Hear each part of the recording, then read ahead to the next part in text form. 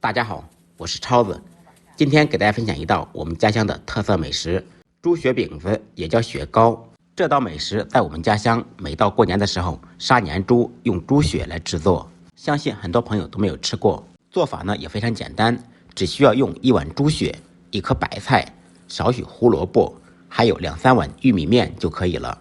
接下来就给大家分享一下具体做法。首先把胡萝卜切碎，或者用绞肉机绞碎，绞成小颗粒状就可以了。大白菜同样剁碎或者搅碎。把新鲜的猪血倒入玉米面粉中，用我干净的小手捣鼓揉搓，使玉米面粉和猪血融合在一起。可以采用手搓的方式，把面粉搓成小颗粒，成这种状态就差不多了。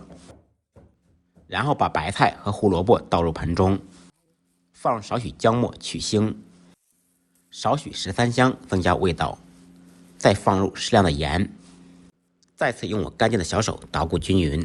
其实这道美食也属于粗粮细做了，白菜和胡萝卜会出水，所以水不用加太多，加上1杯就可以了。水中放入少许小苏打，放小苏打的作用主要是蓬松暄软，吃了口感不硬。把苏打水倒入盆中，用手搅拌均匀，边加水边搅拌，随时观察它的粘稠程度，面不要和得太稀，能团成饼状就可以了。我们搅拌的时候，白菜和胡萝卜会出水，会越搅越稀，粘稠度成这种状态就差不多了。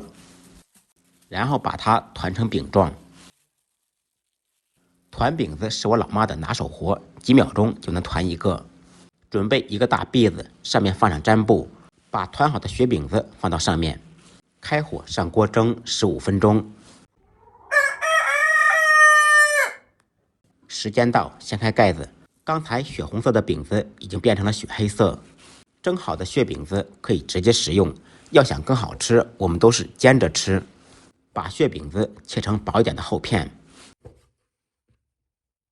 把祖传的煎锅烧热，抹上少许猪油，也可以放普通植物油，但是用猪油做出来吃着更香。